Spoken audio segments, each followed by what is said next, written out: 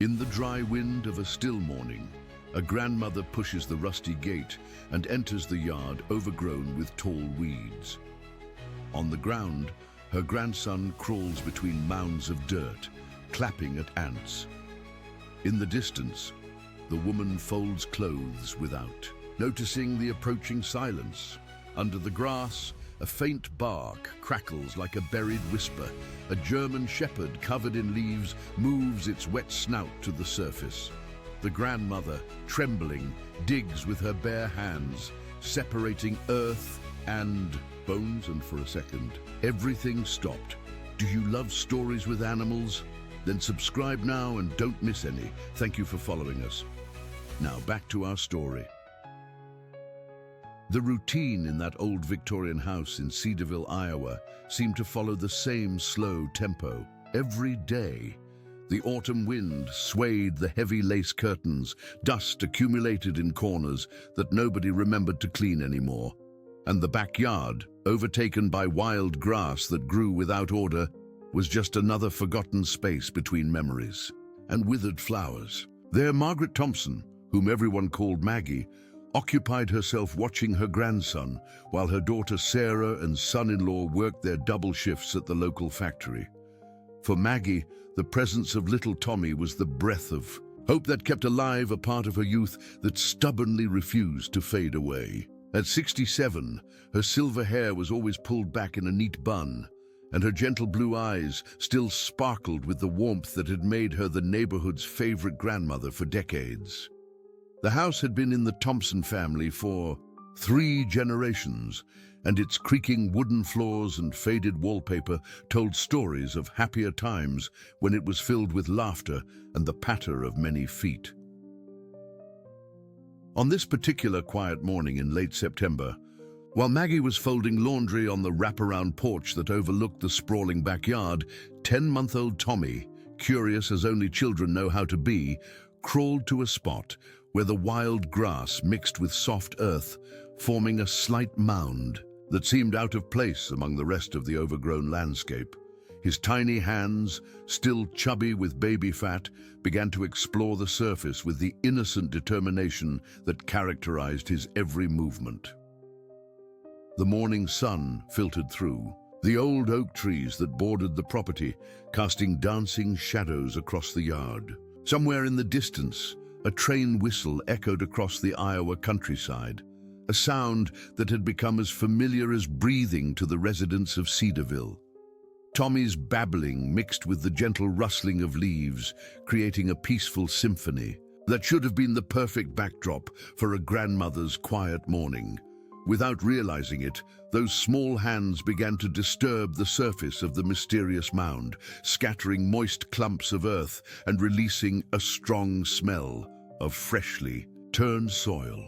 The baby giggled at the texture, his chubby fingers delighting in the cool, damp earth. Maggie glanced over occasionally, smiling at her grandson's innocent exploration, completely unaware that this moment would change their lives forever. Among Tommy's infantile babbling, something that seemed like a muffled sound emerged from the ground.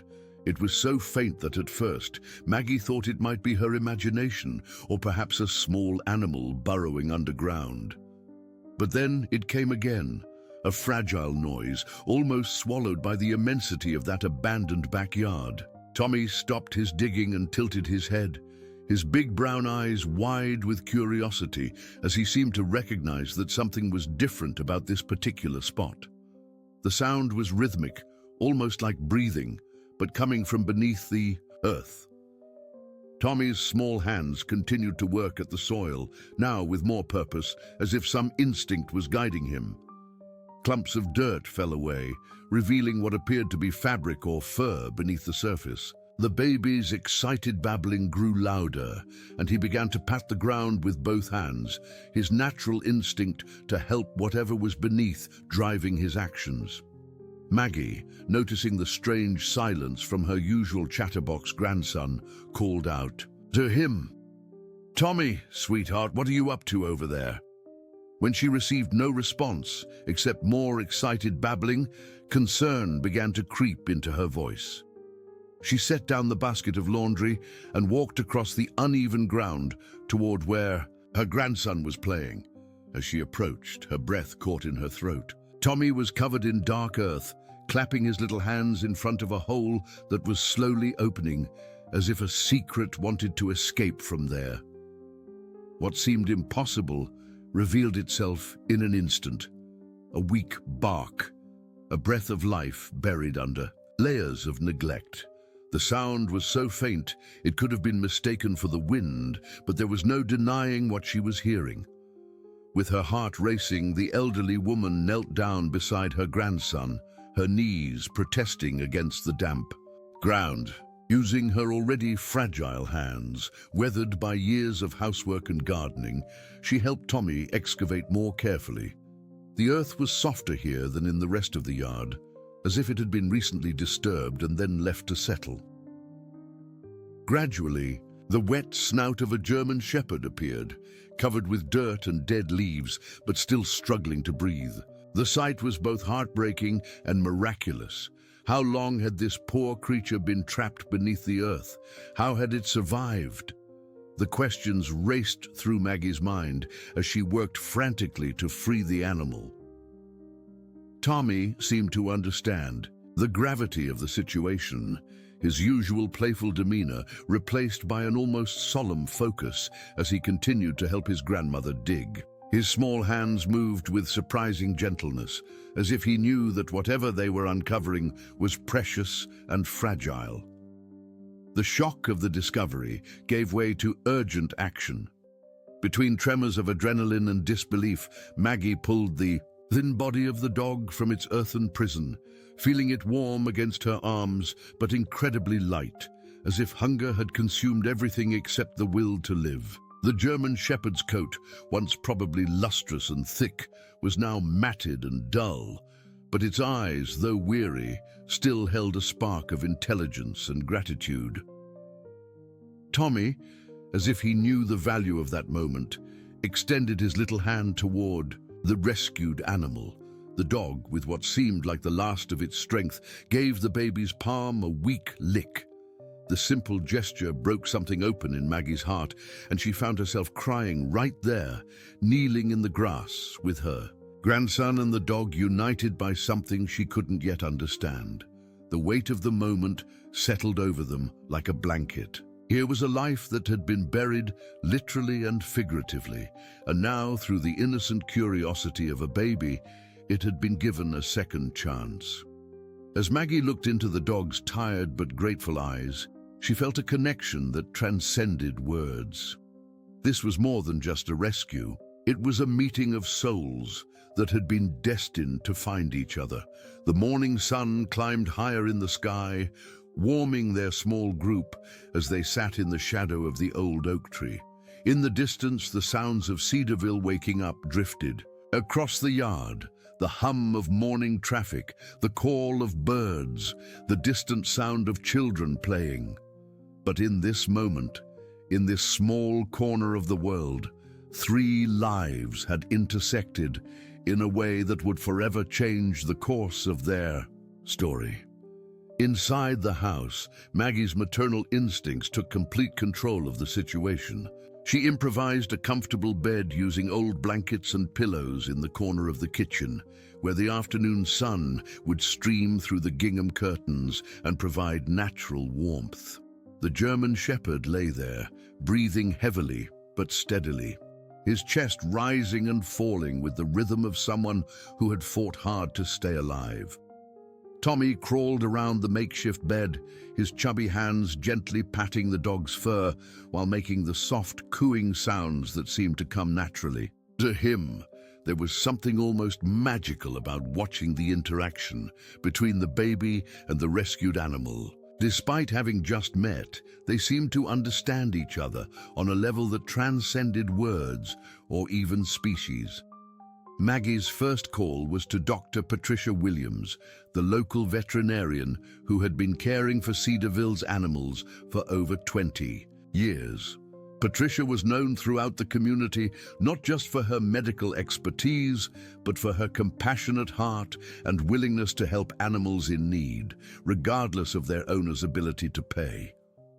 Dr. Williams? Maggie's voice trembled slightly as she spoke into the phone. This is Maggie Thompson. I need your help. My grandson found a German Shepherd buried in our backyard, and he's alive, but barely. There was a moment of silence on the other end of the line before Dr. Williams responded, her professional composure evident even through the phone. Buried? What do you mean buried, Maggie? I mean, someone put this dog in the ground and covered him with dirt. If Tommy hadn't been playing in that exact spot, if he hadn't started digging... Maggie's voice broke as the full reality of what could have happened settled over her. I'll be right there, Dr. Williams said without hesitation. Keep him warm and offer small amounts of water if he'll take it. Don't force anything. I'm leaving now.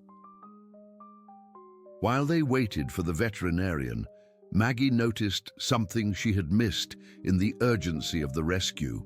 Around the dog's neck, barely visible beneath the matted fur and dirt, was a piece of torn fabric that seemed to be hiding something.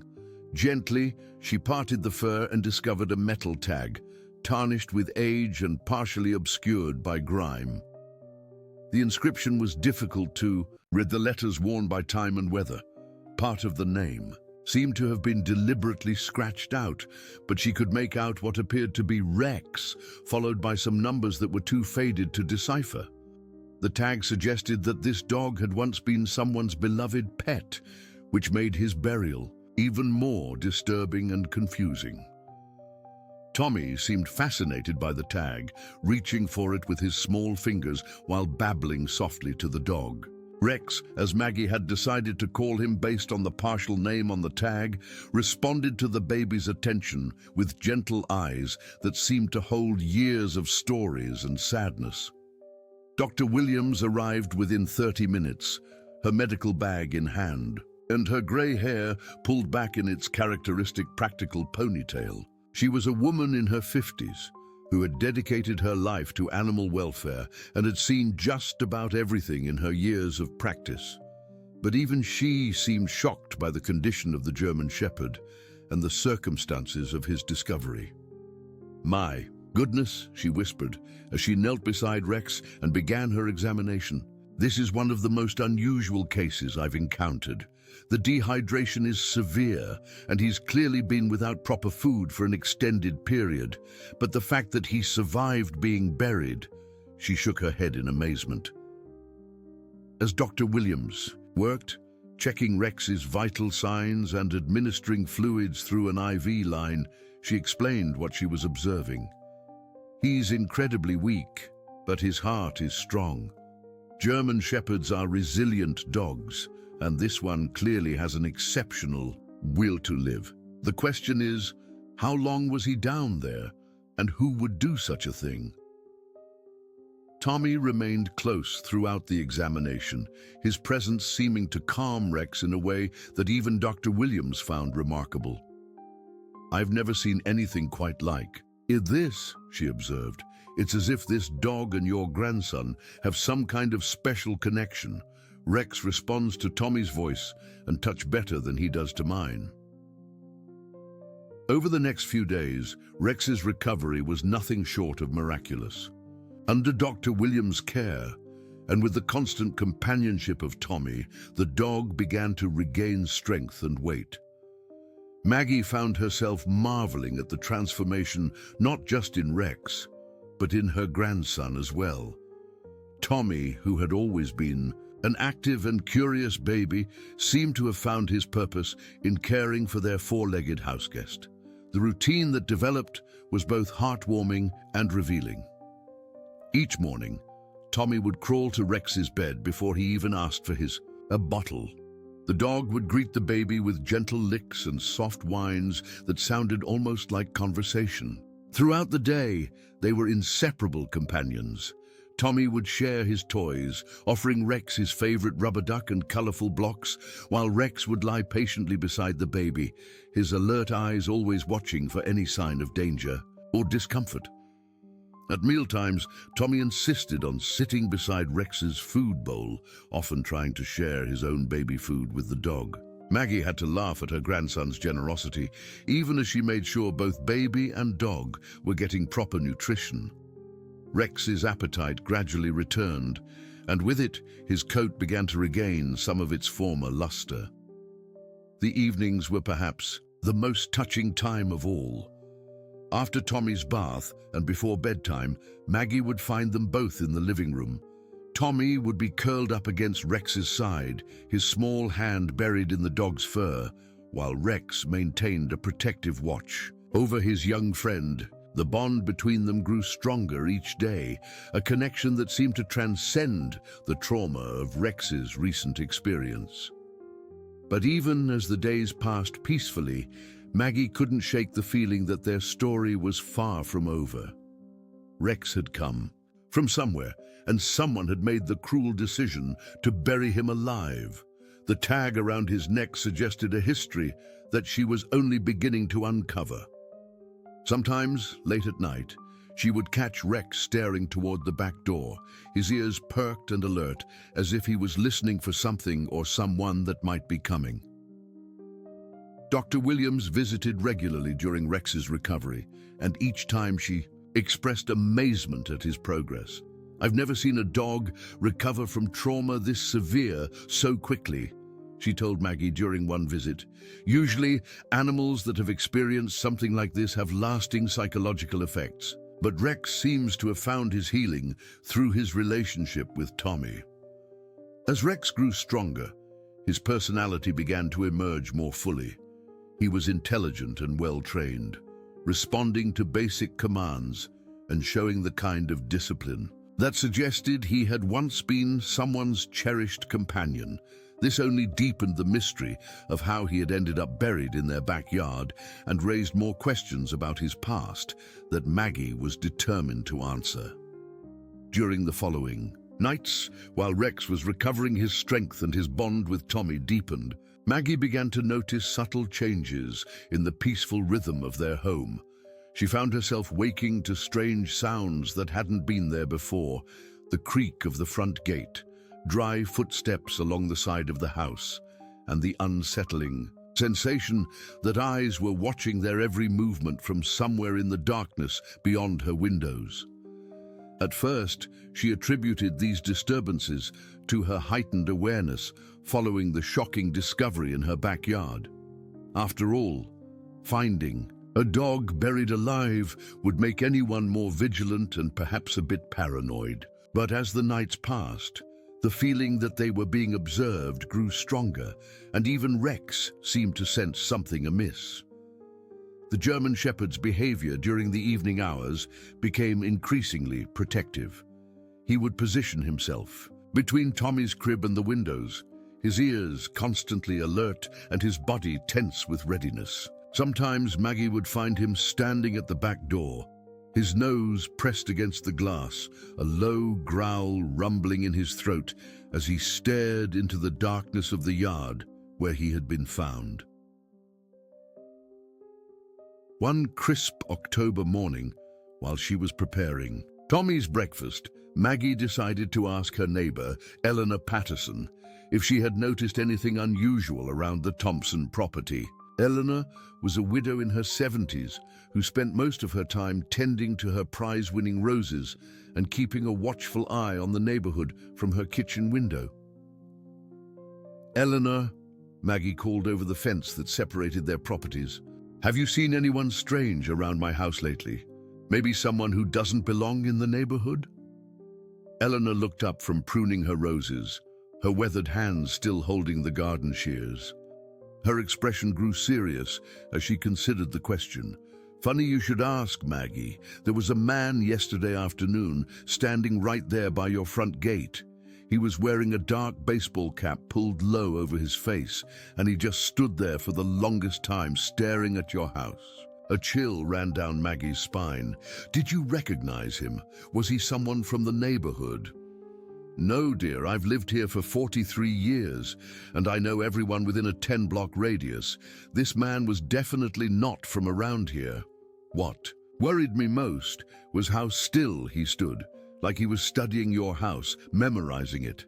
When I went to get a better look, he must have noticed me watching because he walked away quickly, but not before I saw him write something down in a small notebook. The conversation with Eleanor confirmed Maggie's growing suspicions that Rex's presence in their home had attracted unwanted attention.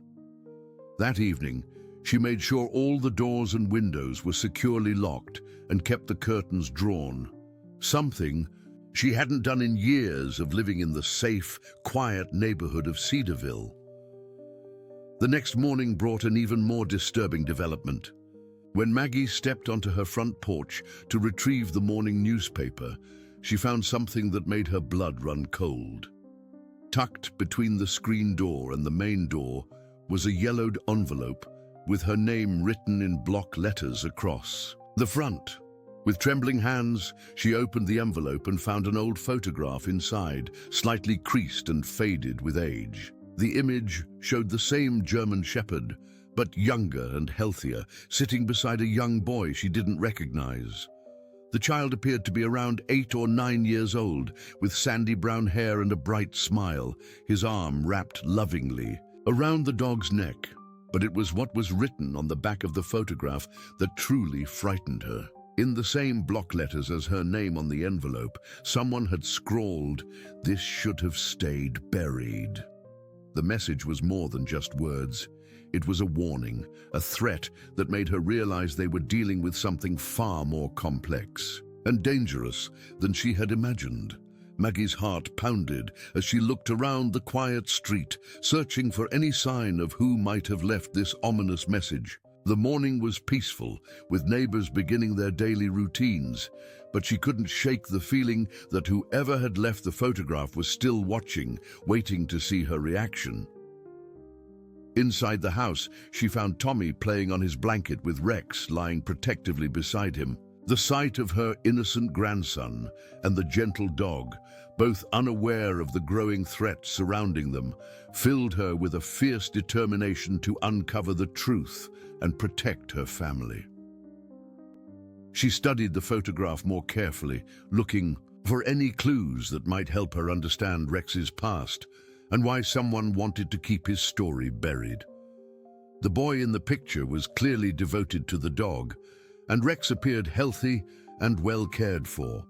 This wasn't the image of an abandoned or unwanted animal. This was a beloved family pet with a loving owner.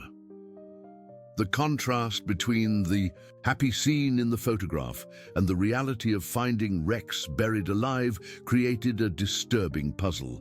What had happened to change Rex's circumstances so dramatically? Where was the boy in the picture now, and why wasn't he looking for his missing dog? As if sensing her distress, Rex lifted his head and looked directly at Maggie, his intelligent brown eyes seeming to hold answers to questions she didn't yet know how to ask. Tommy babbled happily, completely unaware of the tension in the room, his small hands playing with Rex's ears as the dog patiently endured the gentle tugging. That afternoon, Dr. Williams stopped by for her regular check on Rex's progress. Maggie decided to share the photograph with her, hoping the veterinarian might recognize something about the dog or offer insight into the situation. "This is definitely Rex," Dr. Williams confirmed, studying the image carefully. "Look at the distinctive markings on his chest and the shape of his ears. But this picture must be several years old, based on his size and the boy's age." She paused, her professional expression growing troubled. "Maggie, you need to be very careful. If someone went to the trouble of burying this dog alive and is now watching your house, they clearly don't want his story to come to light." "But why?" Maggie asked, her frustration evident. "He's just a dog. What could possibly be so important about Rex that someone would go to such extreme lengths?" Dr. Williams shook her head slowly. "I don't know, but in my experience, when people are willing to harm innocent animals, it usually means they're trying to hide something significant. Have you considered going to the police?" Maggie had thought about involving law enforcement, but what would she tell them? that she found a dog buried in her yard and someone left her a mysterious photograph. Without more concrete evidence of a crime, she worried they might not take her seriously. "I think I need to do some investigating on my own first," she told Dr. Williams. "Maybe I can find out more about Rex's history, about who owned him before he ended up in my backyard." As evening approached, Maggie made a decision that would change the course of their story. She was going to find out the truth about Rex, no matter what it took. The gentle dog had brought so much joy to Tommy's life, and both of them deserved to know the complete story of how they had found each other. Standing at her kitchen window, watching Tommy and Rex play together in the fading daylight, Maggie felt a resolve settling over her like armor. Someone had tried to erase Rex from existence, to bury his story along with his body. But they had underestimated the power of a baby's curiosity and a grandmother's love. Determined to uncover the truth behind Rex's mysterious past, Maggie decided to start her investigation with someone who had lived in Cedarville longer than almost anyone else, Walter Morrison, an 82-year-old retired postman who had been delivering mail in the area for over 40 years before his retirement. If anyone would remember the history of her property and the surrounding neighborhood, it would be Walter. She found him on his usual perch on the front porch of his white colonial house on Maple Street, reading the morning paper and sipping coffee from a chipped ceramic mug that had seen better days. Walter's memory was sharp despite his age, and his friendly demeanor had made him a repository of neighborhood stories and local history. "Morning, Walter," Maggie called out as she approached his porch, Tommy secured in his stroller with Rex walking calmly beside them. The sight of the German Shepherd immediately caught Walter's attention, his bushy eyebrows rising in surprise. "Well, I'll be," Walter said, setting down his coffee cup and leaning forward in his rocking chair. "That's a fine-looking German Shepherd you have there, Maggie. Reminds me of the dogs that used to be around these parts years ago." This was exactly the opening Maggie had hoped for. "That's actually what I wanted to talk to you about, Walter. Do you remember who owned my property before the Thompsons bought it? I'm trying to piece together some history about the land."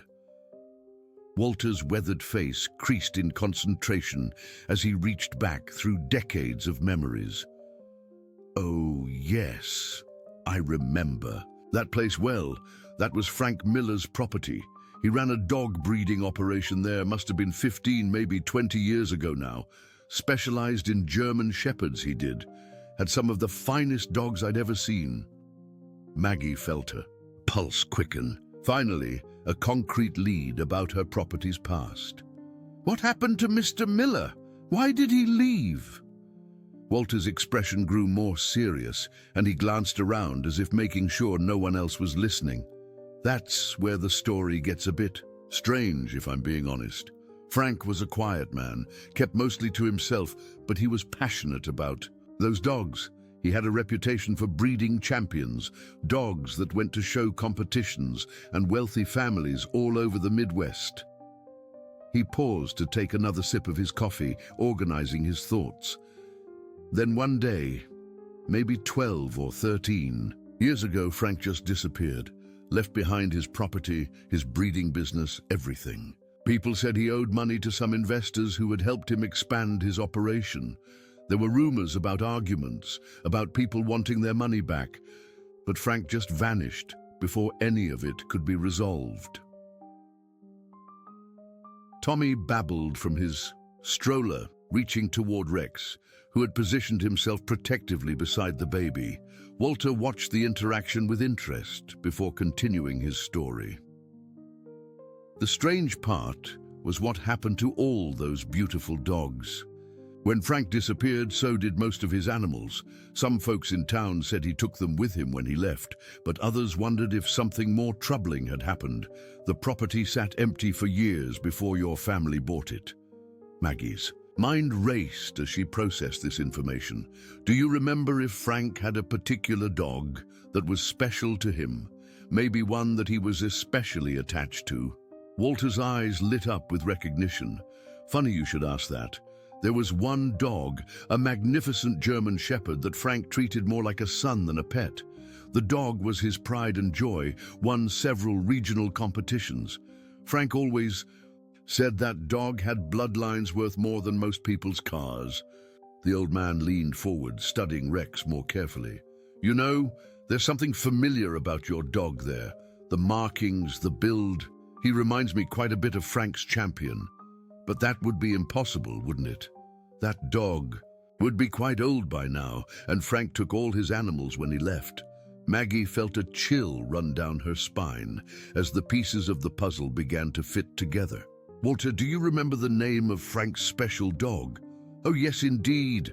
How could I forget? The dog's name was Rex, Champion Rex of Cedarville, if I recall the full show name correctly. The confirmation hit Maggie like a physical blow. The dog that Tommy had discovered buried in their backyard wasn't just any German Shepherd. He was Frank Miller's prize-winning champion, somehow left behind when his owner disappeared and later buried alive by someone who wanted to ensure he stayed hidden. Tommy chose that moment to reach out toward Rex again, and the dog gently licked the baby's outstretched fingers. The sight of their bond, innocent and pure, contrasted sharply with the dark history that was beginning to unfold around them.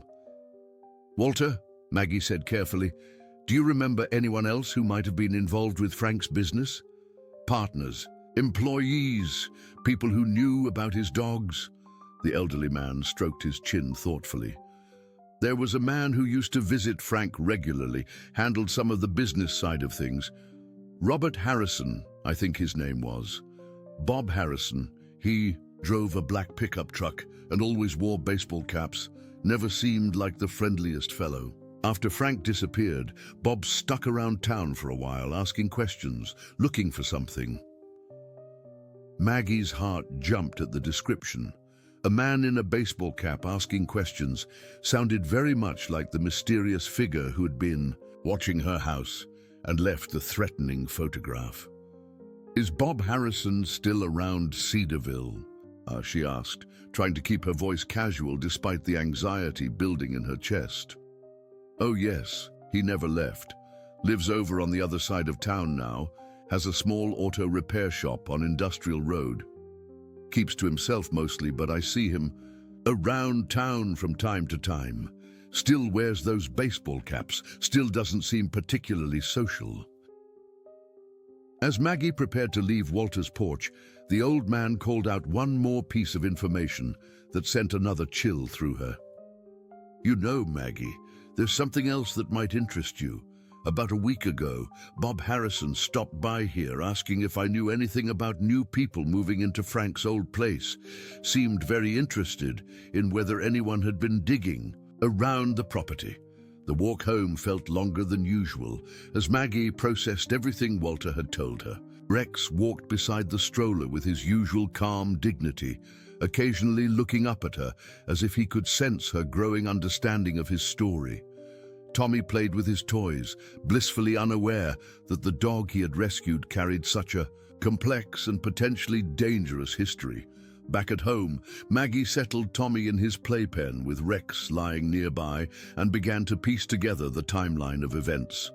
Frank Miller had bred champion German Shepherds, including Rex, on her property. When Frank disappeared, Rex had somehow been left behind, and eventually someone had decided that the dog needed to be permanently silenced. But why? What secret was Rex's existence threatening to reveal? The fact that Bob Harrison was still in town and actively seeking information about her property suggested that Frank Miller's disappearance was connected to unfinished business. Perhaps Rex wasn't just a valuable dog. Perhaps he was evidence of something that certain people desperately wanted to keep buried. As evening approached, Maggie made another decision. She was going to pay a visit to Bob Harrison's auto repair shop. If he was the one watching her house and leaving threatening messages, she needed to understand what he wanted and why he considered Rex such a threat. The gentle dog, had brought healing and joy to her grandson's life, and she wasn't going to let anyone take that away without a fight. Standing at her kitchen window, watching the sun set over the backyard where Tommy had made his miraculous discovery, Maggie felt the weight of responsibility settling on her shoulders. Rex's story was far from over, and she was becoming an integral part of whatever came next. The next morning, Maggie arranged for Eleanor to watch Tommy while she made her way to Industrial Road, where Bob Harrison's auto repair shop was located. The area was on the outskirts of Cedarville, where small businesses and warehouses lined the street in various states of maintenance. Harrison's auto repair was housed in a converted garage with faded paint and oil stains marking the concrete driveway. As she parked her old sedan across the street, Maggie observed the shop for several minutes, gathering her courage and trying to formulate the right approach. Through the open bay doors, she could see a man in coveralls working under the hood of a pickup truck. Even from a distance, she could make out the baseball cap that seemed to be his permanent accessory. Taking a deep breath, Maggie crossed the street and approached the shop. The man looked up as she entered, and she immediately recognized the face that matched Eleanor's description. Bob Harrison was probably in his early 50s, with graying hair visible beneath his cap and hands stained with years of automotive work. His expression grew wary as he saw her approaching. "Can I help you?" he asked, his tone neutral, but his eyes alert and calculating. "Mr. Harrison, I'm Maggie Thompson. I live in the house that used to belong to Frank Miller." She watched his reaction carefully, noting how his shoulders tensed at the mention of Frank's name. Bob set down his wrench and straightened up, wiping his hands on a greasy rag. "Frank Miller. Now that's a name I haven't heard in a while. What about him?" "I was hoping you could tell me," Maggie replied, trying to keep her voice steady. "My grandson found something in our backyard recently, and I'm trying to understand the history of the property." The mechanic's eyes narrowed slightly. "What kind of something?" Maggie decided to be direct. "A German Shepherd. Frank's German. Shepherd, actually. Rex." The effect of her words on Bob Harrison was immediate and dramatic. The color drained from his face, and he took an involuntary step backward. For a moment, he seemed unable to speak, his mouth opening and closing without sound.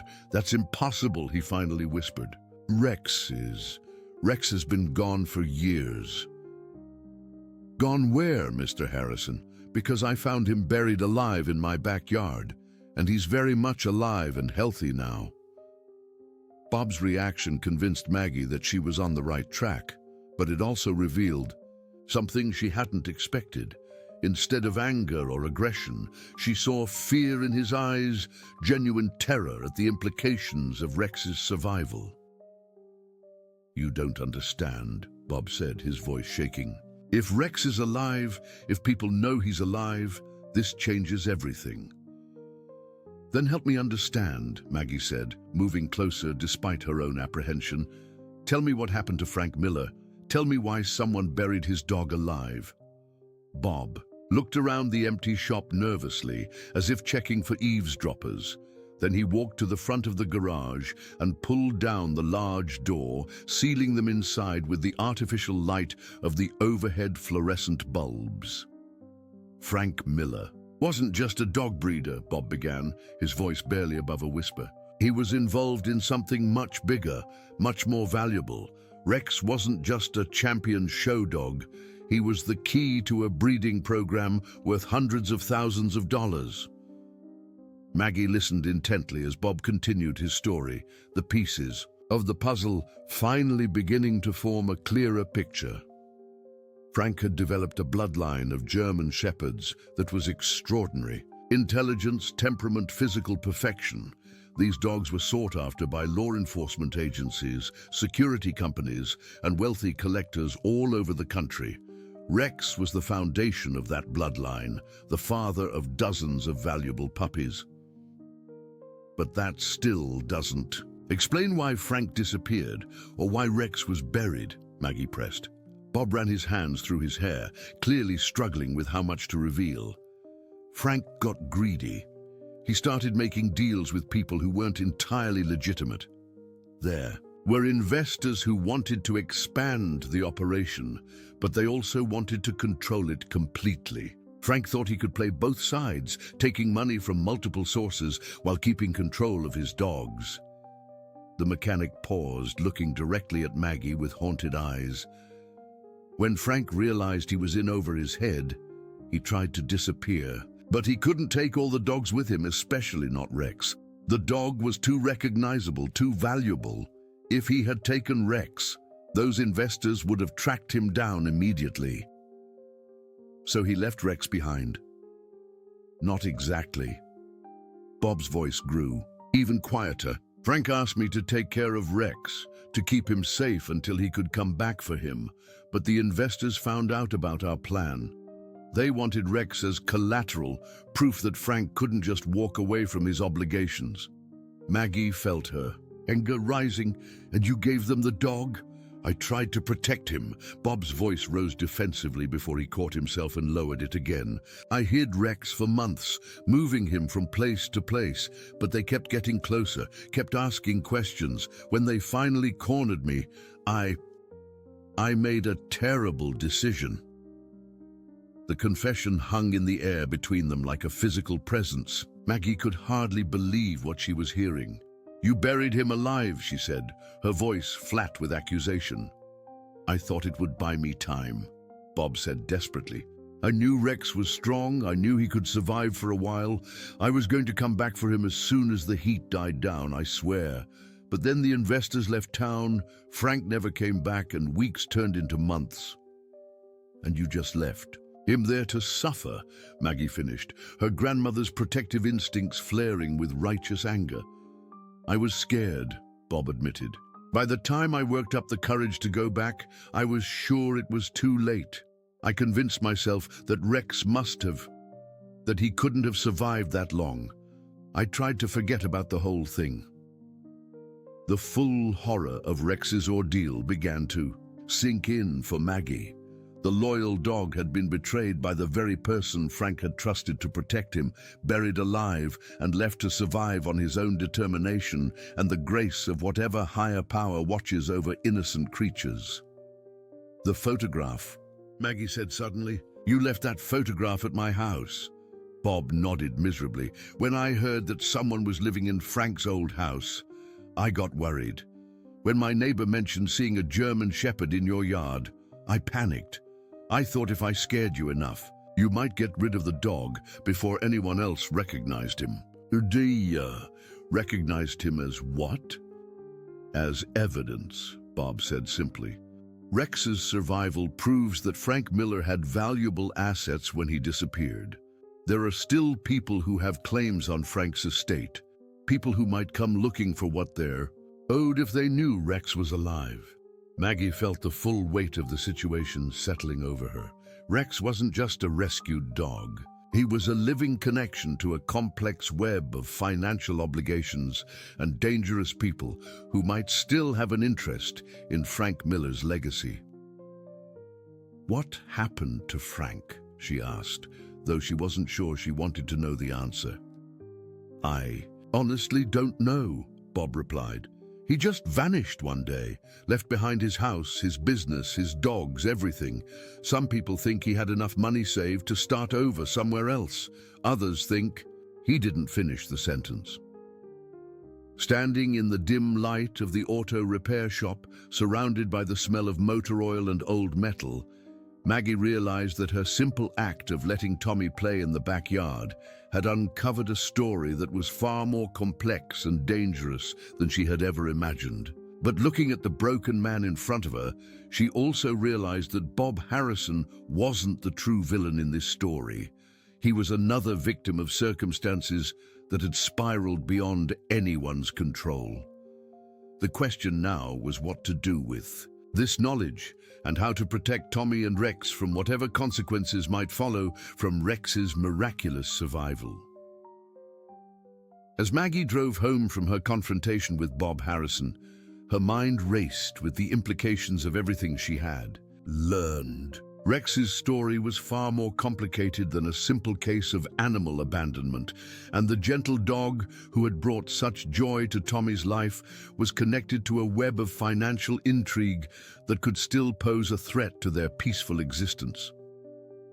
When she arrived home, she found Eleanor sitting on the front porch with Tommy in his stroller, while Rex lay alert beside them, his intelligent eyes tracking every movement on the quiet street. "How did it go, dear?"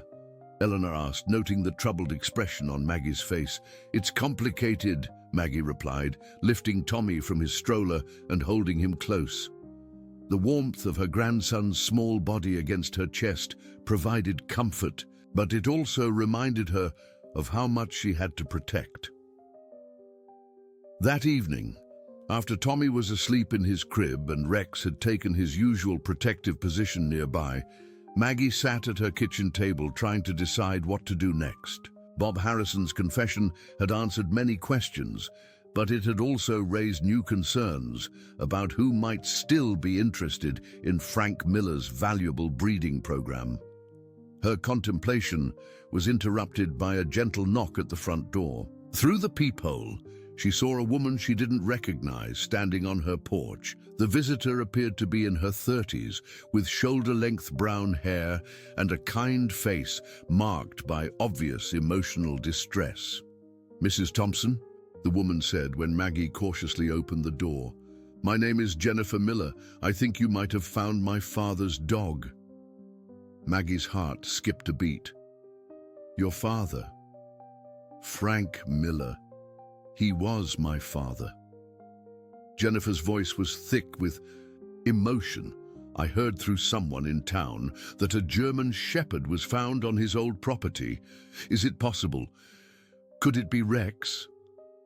Maggie opened the door wider, inviting Jennifer inside. The family resemblance was unmistakable once she saw the woman clearly. She had the same gentle eyes and determined expression that had been evident in the boy in the mysterious photograph. "You're the child in the picture," Maggie said suddenly, "but that was a boy." Jennifer smiled sadly. "I cut my hair short when I was little and dressed like a tomboy most of the time. Dad always said I looked more like a son than a daughter in those old photos." As they sat in the living room, Jennifer shared her side of the story, filling in gaps that Bob Harrison's confession had left open. "My father wasn't a criminal," she began, her voice defensive but measured. "He was a passionate dog breeder who got involved with the wrong people.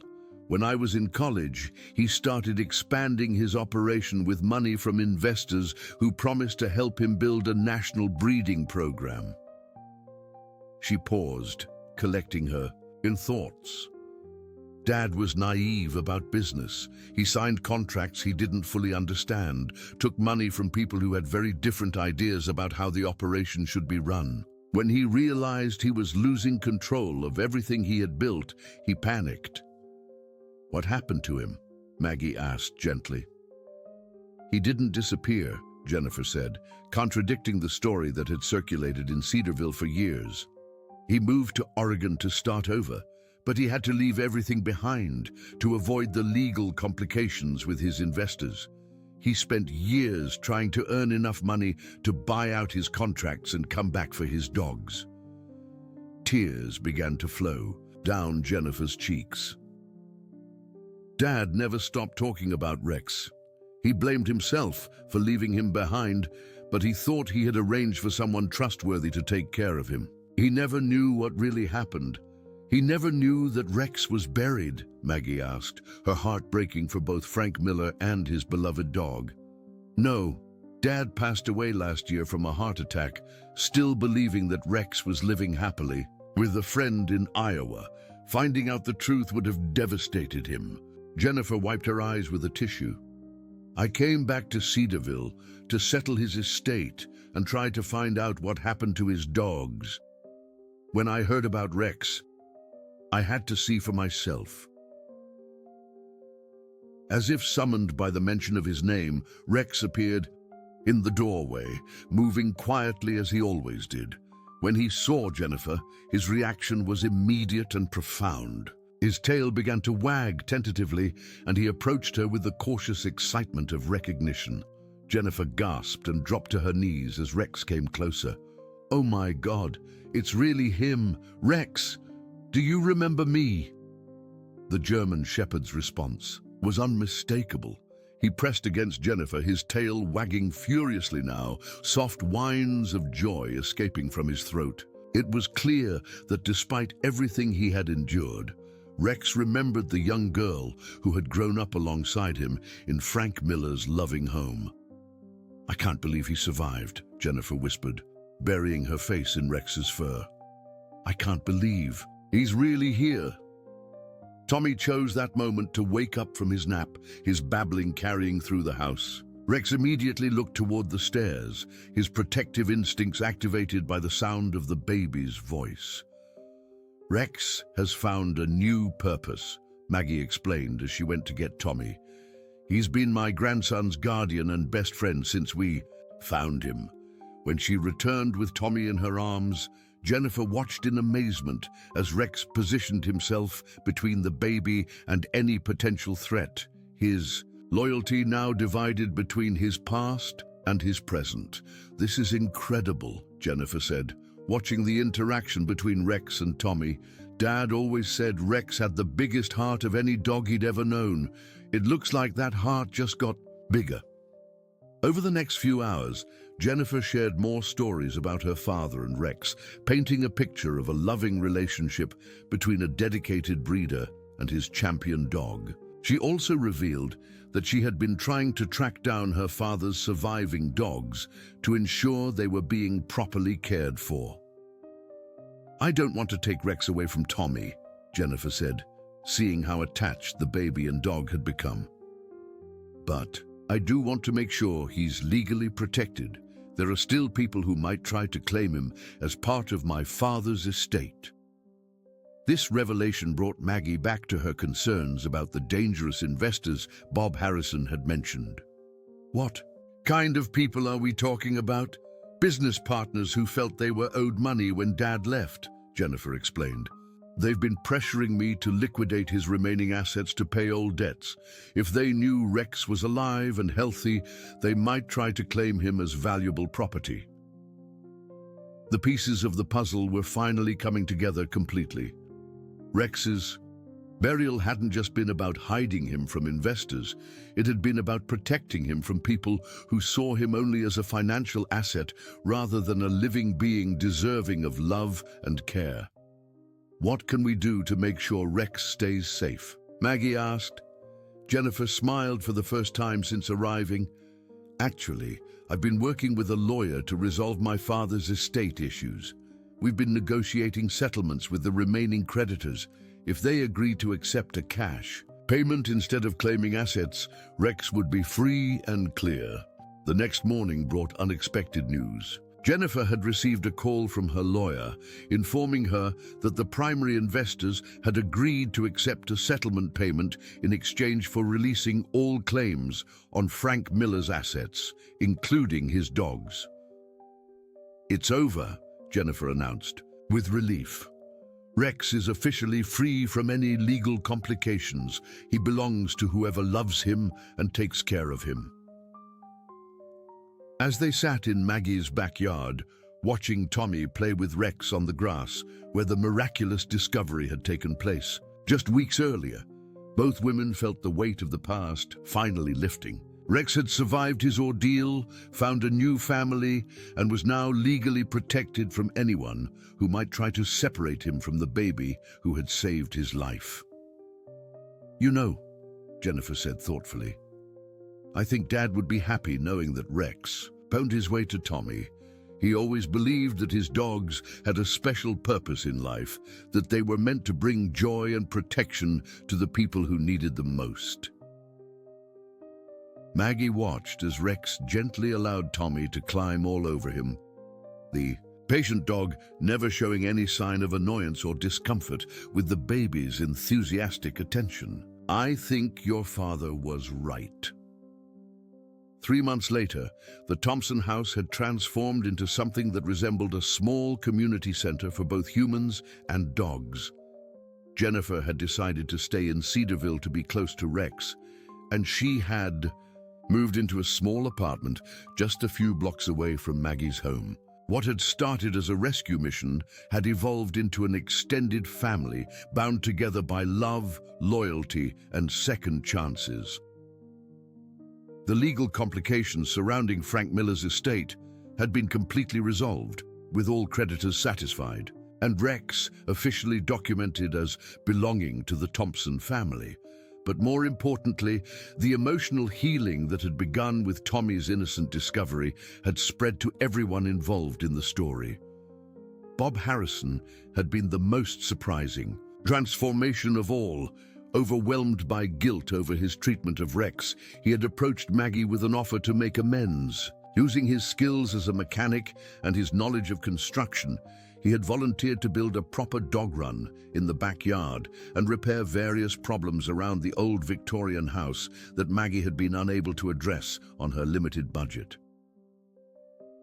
"I can't undo what I did," Bob had told her during one of his visits, "but I can try to make Rex's life better now." The sight of Bob patiently installing a custom doghouse while Tommy supervised from his playpen and Rex watched curiously had become a regular weekend occurrence. The mechanic who had once buried the dog alive out of fear was now dedicating his free time to ensuring Rex's comfort and happiness. Dr. Patricia Williams had also become a regular visitor, monitoring Rex's health and marveling at his complete recovery. "I've never seen anything like it," she told Maggie during one of her visits. "Most animals that experience trauma like Rex endured show lasting psychological effects, but his bond with Tommy seems to have healed more than just his physical wounds." The veterinarian's observation was accurate. Rex had not only recovered physically, but he had found a new purpose that seemed to energize him in ways that his championship show career never had. His devotion to Tommy was absolute, and the baby's development seemed to be accelerated by having such a patient and protective companion. Tommy, now over a year old and taking his first tentative steps, used Rex as both a walking aid and a soft landing when his balance failed him. The gentle dog would position himself strategically to catch the toddling baby, and his presence gave Tommy the confidence to explore his world with fearless curiosity. Sarah and David, Tommy's parents, were initially concerned about their son's attachment to such a large dog, but they quickly realized that Rex was more like a furry babysitter than a pet. The German Shepherd seemed to instinctively understand what was safe for Tommy and what wasn't, gently redirecting the baby away from potential dangers while encouraging his exploration and play. Jennifer had started a new chapter in her own life as well. Using her father's breeding records and her own knowledge of genetics, she had begun working as a consultant for responsible dog breeders throughout the Midwest. Her goal was to help them avoid the financial pitfalls that had destroyed her father's dreams while maintaining the highest standards of animal care and welfare. "Dad's legacy shouldn't be about the mistakes he made," she explained to Maggie one evening as they watched Tommy and Rex play in the backyard. "It should be about his love for these amazing animals and his dedication to breeding healthy, intelligent dogs that bring joy to families." The backyard where Rex had been buried and miraculously discovered had been transformed as well. Bob had helped Maggie create a proper garden with safe play areas for Tommy and comfortable spaces for Rex. The spot where the original mound had been was now marked by a beautiful flower garden that Jennifer had planted in memory of her father, a celebration of life emerging from what had once been intended as a grave. Eleanor Patterson had appointed herself the unofficial historian of Rex's rescue story, documenting every detail and sharing it with anyone who would listen. Her tale had spread throughout Cedarville and beyond, becoming a local legend about the power of innocence to uncover truth and the capacity for love to heal even the deepest wounds. It's the most remarkable story I've heard in all my years. Eleanor told visitors who came to see the famous rescued dog. A baby's curiosity saved a life, and that life changed everyone it touched. Walter Morrison, the retired postman who had provided crucial information about Frank Miller's history, had become Tommy's honorary grandfather and Rex's biggest fan. He visited regularly, bringing stories about the neighborhood's past and treats for both the baby and the dog. As summer arrived in Cedarville, the Thompson house had become a gathering place for this unlikely extended family. Sunday dinners often included Jennifer, Bob, Dr. Williams, Eleanor, and Walter, all united by their connection to Rex's remarkable story. During one of these gatherings, as they sat on the front porch watching Tommy chase fireflies with Rex running, protective circles around him, Maggie reflected on how much their lives had changed since that quiet morning when her grandson had started digging in the backyard. "You know," as she said to the assembled group, "I used to think this old house was just a place where we were waiting for life to happen. But Tommy and Rex showed us that life has been happening all along. We just needed the right eyes to see it." Jennifer smiled, watching Rex patiently allow Tommy to use him as a jungle gym. "Dad always said that German shepherds were more than just dogs. They were teachers who helped humans learn about loyalty, courage, and unconditional love. I think Rex has been the best teacher any of us could have asked for." As the evening grew darker and Tommy began to show signs of tiredness, Rex instinctively moved closer to the toddler, ready to guide him safely back to his grandmother's arms. The bond between them had become legendary in Cedarville, but for those who witnessed it daily, it was simply the natural result of two souls who had found exactly what they needed in each other. Bob Harrison stood up from his porch chair, preparing to head home after another day of work on the house improvements. "You know, Maggie," he said quietly, "I used to lie awake at night thinking about what I'd done to Rex, wondering if I could ever make it right. Now when I can't sleep, I think about Tommy finding him, about the second chance we all got because of a baby's curiosity." Dr. Williams gathered her medical bag, satisfied that Rex showed no lingering effects from his ordeal. "In all my years of veterinary practice, I've learned that animals have an incredible capacity for forgiveness. Rex could have emerged from his experience bitter and fearful, but instead he chose to trust again, to love again. There's a lesson in that for all of us." As the evening wound down and their extended family prepared to go their separate ways, Maggie lifted Tommy into her arms, while Rex took his position beside them. The three of them stood in the doorway of the old Victorian house, watching their friends walk home under the Iowa stars. "Sweet dreams, little one," Maggie whispered to Tommy, who was already fighting sleep in her arms. "Tomorrow, Rex will be here to play with you again, and we'll make more memories in our magical backyard." Rex looked up at her with his intelligent brown eyes, and for a moment, Maggie could swear she saw gratitude there, not just for his rescue, but for the chance to be part of something bigger than himself, something that had transformed a routine day into a miracle that touched multiple lives. As she tucked Tommy into his crib with Rex settling onto his blanket nearby, Maggie realized that their story was far from over. Every day brought new adventures, new moments of joy, and new opportunities for the love that had saved Rex to spread even further into their community. The old house in Cedarville, Iowa, was no longer just a place where time passed slowly. It had become a home where miracles happened, where second chances were given freely, and where the bond between a baby and a rescued dog proved that sometimes the most extraordinary stories begin with the simplest acts of kindness and curiosity. Dear friends, we hope that Tommy and Rex's incredible story has touched your hearts as deeply as it touched ours. This tale of discovery, redemption, and unconditional love reminds us that sometimes the most meaningful connections in life come from the most unexpected places. Like little Tommy's curious hands uncovering Rex from his buried grave, we invite you to dig deeper into our collection of heartwarming stories that celebrate the unbreakable bonds between humans and animals. You'll find our complete playlist of similar inspiring tales by clicking the link to your left. If this story moved you, please show your support by subscribing to our channel and giving us a thumbs up. Your engagement helps us continue sharing these powerful stories of hope and healing.